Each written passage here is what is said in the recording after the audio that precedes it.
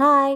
కాకరకాయ ఇలా చేసుకున్నారంటే చాలా బావుంటుంది. ఒకసారి ట్రై చేసి చూడండి. కాకరకాయని ఇలా సన్న ముక్కలుగా కట్ చేసి పెట్టేసుకోండి.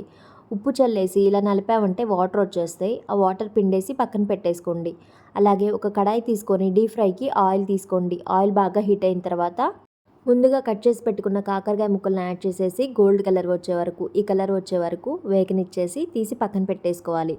అలాగే పోపుకి 4 స్పూన్స్ ఆయిల్ తీసుకొని కొంచెం ఎక్కువగా మినపప్పు, శనగపప్పు తీసుకొని ఆవాలు, జీలకర్ర, తెల్ల నువ్వులు, కొంచెం కరివేపాకు వేసేసుకొని ఒక ఉల్లిపాయ సన్నగా కట్ చేసేసుకొని అది కూడా యాడ్ చేసేసి బాగా ఫ్రై చేసుకోవాలి. కొంచెం పసుపు కూడా యాడ్ చేసేసి బాగా ఫ్రై అయిన తర్వాత మనం వేయించి పెట్టుకున్నాం కదా కాకరకాయ ముక్కలు, అవి కూడా యాడ్ చేసేసి 2 మినిట్స్ ఫ్రై చేసుకొని మీ టేస్ట్‌కి సరిపడా ఉప్పు, కారం యాడ్ చేసేసుకొని పచ్చి వాసన పోయే వరకు కారం ఫ్రై చేసేసుకొని పక్కన పెట్టేసుకోవడమే. అంతే సింపుల్ అండ్ టేస్టీగా రెడీ అయిపోతుంది